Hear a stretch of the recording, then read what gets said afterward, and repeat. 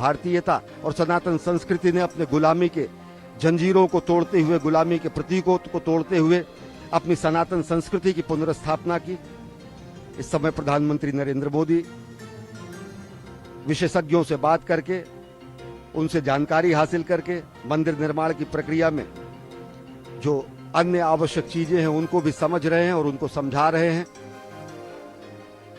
ये बताना आवश्यक है क्योंकि इस तरीके के जो भी विशद दिव्य भव्य निर्माण होते हैं, चाहे वो केदारपुरी का निर्माण हो, चाहे वो काशी कॉरिडोर के विश्वनाथ धाम का निर्माण हो, या फिर भगवान श्री राम के दिव्य भव्य मंदिर का निर्माण हो, प्रधानमंत्री कार्यालय द्वारा इन सभी निर्माण कार्यों की विशद समीक्षा की जाती है और दिशा निर्देश जारी किए जाते हैं, जिससे कि इस मंदिर को आध्यात्मिकता के साथ साथ आधुनिकता के स्तंभ के रूप में भी स्थापित किया जा सके। ये मंदिर परिसर के बाद तकरीबन 25 फीट बाद ये मंदिर का मुख्य क्षेत्र है, जहां पर इस समय प्रधानमंत्री नरेंद्र मोदी हैं। और प्रधानमंत्री नरेंद्र मोदी इस समय अग्रसर हो रहे हैं भगवान श्री राम लला विराजमान के भावी मंदिर के गर्भगृह की तरफ। परंपरा के अनुसार, श्रद्धा के अनुसार वो इस समय प्रधानमंत्री नरेंद्र मोदी पहुंच रहे हैं गर्भगृह की तरफ। हस्त प्रक्षालन और अपनी पादुका को से निवृत्ति पाने के बाद इस समय एक बार फिर भावी दिव्य भव्य धाम के गर्भगृह की तरफ अग्रसर हैं प्रधानमंत्री नरेंद्र मोदी। और यह पूरा का पूरा जो मंदिर है वो बंशी पहाड़पुर के गुलाबी लाल बलुआ पत्थरों द्वारा निर्मित किया जाएगा। तो गर्भगृह का जो निर्माण है वो सफेद संगमरमर द्वारा किया जाएगा। और गर्भगृह के जो स्तंभ हैं, जो गर्भगृह के जो पिलर्स हैं, जो गर्भगृह का जो स्वरूप है वो बेहद विशिष्ट है। और साथ ही साथ इसके पीछे का जो क्षेत्र है, दर्शनार्थी श्रद्धालु राम भक्त वहां से भगवान श्री राम लला विराजमान के दर्शन कर पाएंगे। और ये मंदिर निर्माण का जो काम शुरू हुआ तो अनेक चुनौतियां भी थी, पर्यावरणीय चुनौतियां, जो बंशी पहाड़पुर से पत्थर लाने की जो प्रक्रिया थी उसको भी सरल करते हुए, पर्यावरण संरक्षण के मूल्यों को संरक्षित करते हुए, लेकिन वहां से पत्थरों की आपूर्ति सुनिश्चित करने का भी कार्य प्रधानमंत्री कार्यालय द्वारा समयबद्ध तरीके से किया गया। और जो भी इस समय आप देख रहे हैं कि जो मंदिरों के स्तंभ हैं, जो मंदिरों के जो स्वरूप हैं, जो उन पर पच्चीकारी और जिस तरीके का शिल्प और विन्यास किया जा रहा है वह भी बेहद अद्भुत है। और ये मंदिर जो कि अभी जहां पर आप प्रधानमंत्री नरेंद्र मोदी को देख रहे हैं, यहां से 161 फीट ऊंचा गर्भगृह का शिखर होगा, जो कि प्रकाश स्तंभ होगा सनातन संस्कृति और भारतीयता का। श्री राम जन्मभूमि तीर्थ क्षेत्र के महासचिव श्री चंपत राय दीप प्रज्वलित करके प्रधानमंत्री नरेंद्र मोदी यहां पर भगवान श्री राम लला विराजमान की आराधना करने पहुंचे हैं।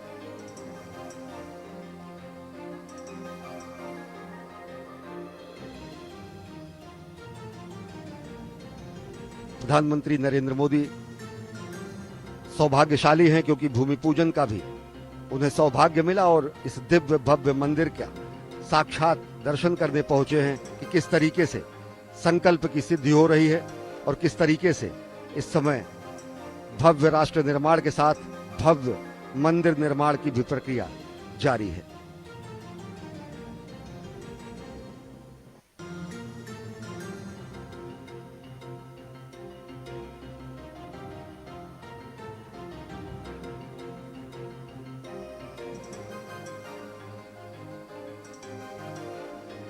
शुभम करोति कल्याणम आरोग्यम धन संपदा शत्रु बुद्धि विनाशाय दीप ज्योति नमोस्तुते।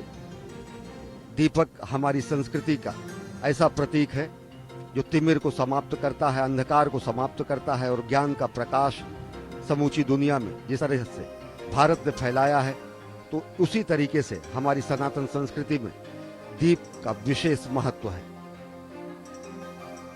प्रधानमंत्री नरेंद्र मोदी ने दीप प्रज्वलित करके आज छोटी दीपावली के अवसर पर भगवान श्री राम लला विराजमान के दिव्य भव्य नव्य धाम के निर्माण के गर्भगृह में उन्होंने पूजा अर्चना भी की। समूचे राष्ट्र की तरफ से उन्होंने पूजा अर्चना की और साथ ही साथ उन्होंने राष्ट्र निर्माण की कामना की।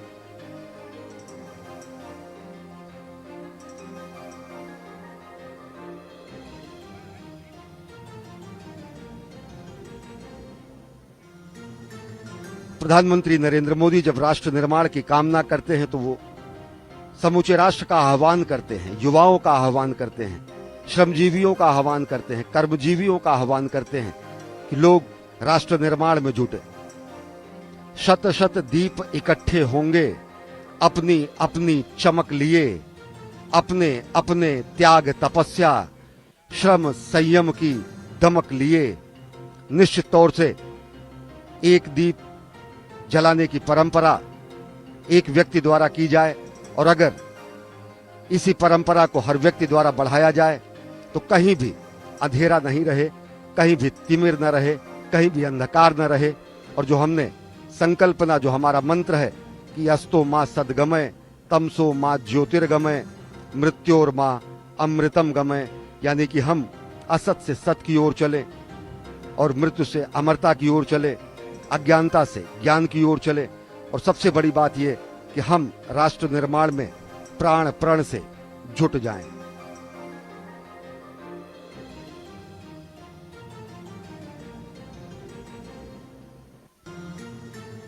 प्रधानमंत्री नरेंद्र मोदी के साथ इस समय श्री राम जन्मभूमि क्षेत्र के पदाधिकारी, महासचिव, मंदिर निर्माण समिति के अध्यक्ष, उत्तर प्रदेश के मुख्यमंत्री योगी आदित्यनाथ, राज्यपाल आनंदीबेन पटेल इस समय सहचर के रूप में हैं। और इस समय प्रधानमंत्री नरेंद्र मोदी देख रहे हैं कि किस तरीके से 5 शताब्दियों के महायज्ञ का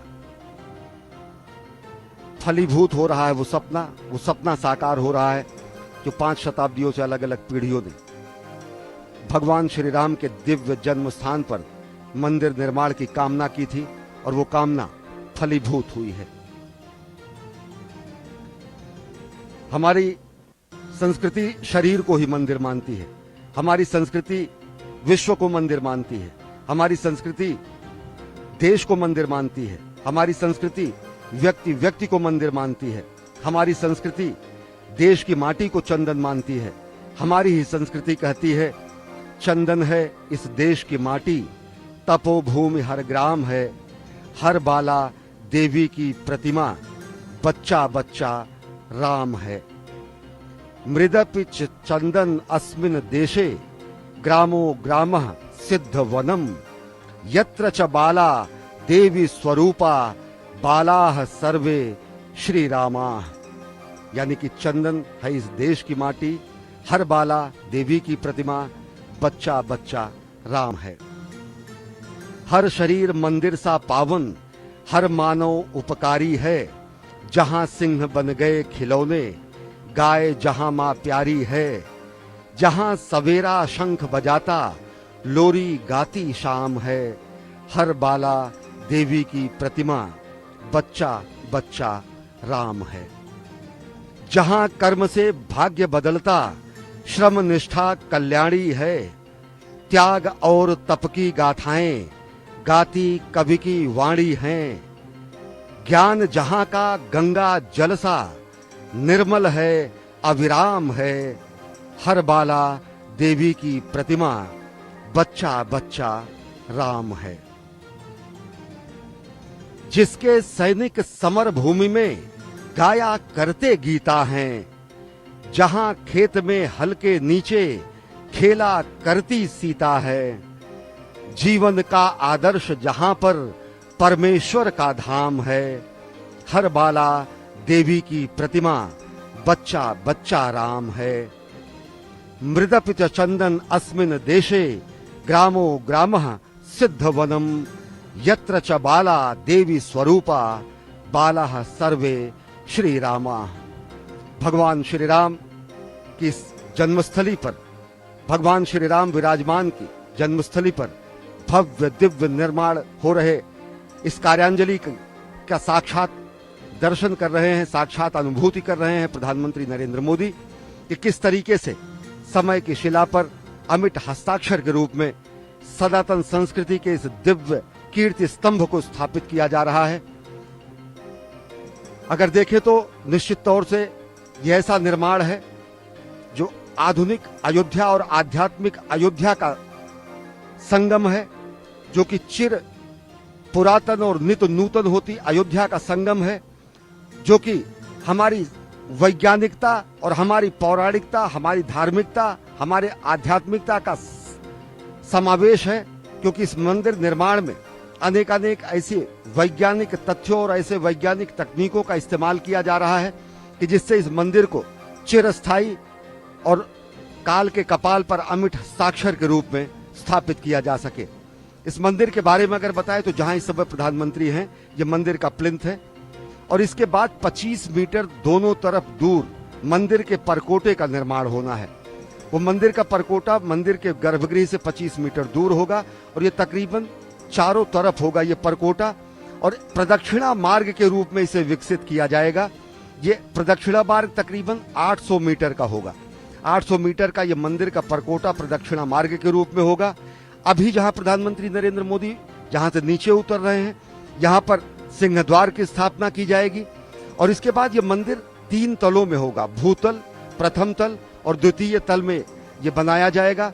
और इस मंदिर निर्माण के अगर आयताकार परकोटे की बात करें तो उसके बाद इस मंदिर के आयताकार परकोटे के अंदर सीता मंदिर, सीता की रसोई, अन्नपूर्णा मंदिर, भगवती मंदिर, शिव मंदिर, गणेश मंदिर, हनुमान जी का मंदिर, हनुमान जी का मंदिर आग्नेय कोण में होगा, गणेश जी का मंदिर ईशान कोण में होगा, माता अन्नपूर्णा का मंदिर होगा।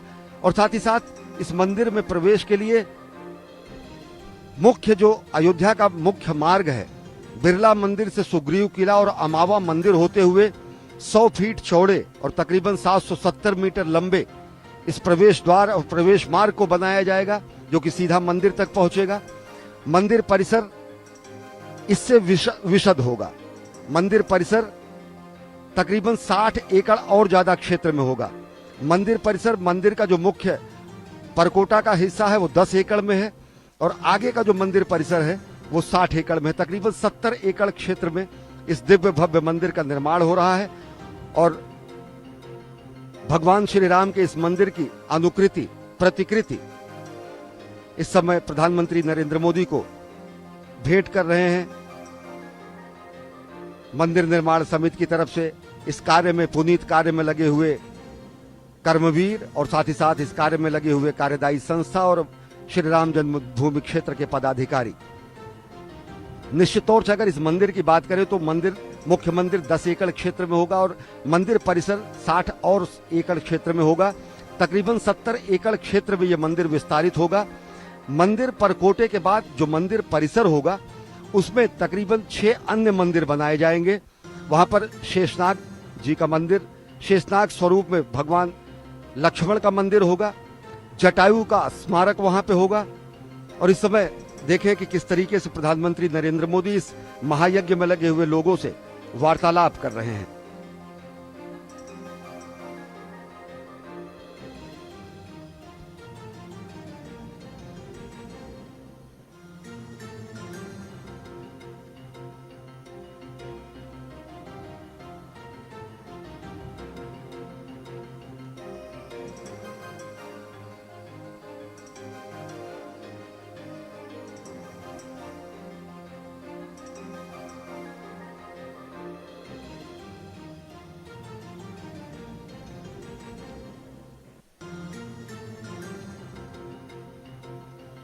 प्रधानमंत्री नरेंद्र मोदी का ये विलक्षण स्वभाव है कि वो जहां भी इस तरीके के निर्माण कार्य में लगे हुए व्यक्ति होते हैं उनसे उनके अनुभव पूछते हैं, उनको प्रेरित करते हैं। देख रहे हैं कि किस तरीके से नवयुवक, हमारे अभियांत्रिकी से जुड़े हुए नौजवान, हमारे युवा इस पुनीत कार्य को संपादित कर रहे हैं, इस पुनीत कार्य में अपना अंशदान कर रहे हैं। और जब इस तरीके का संवाद होता है जननायक के द्वारा, राष्ट्रनायक द्वारा, तो एक ऊर्जा का संचार होता है इस कार्य में लगे हुए व्यक्तियों की। इस कार्य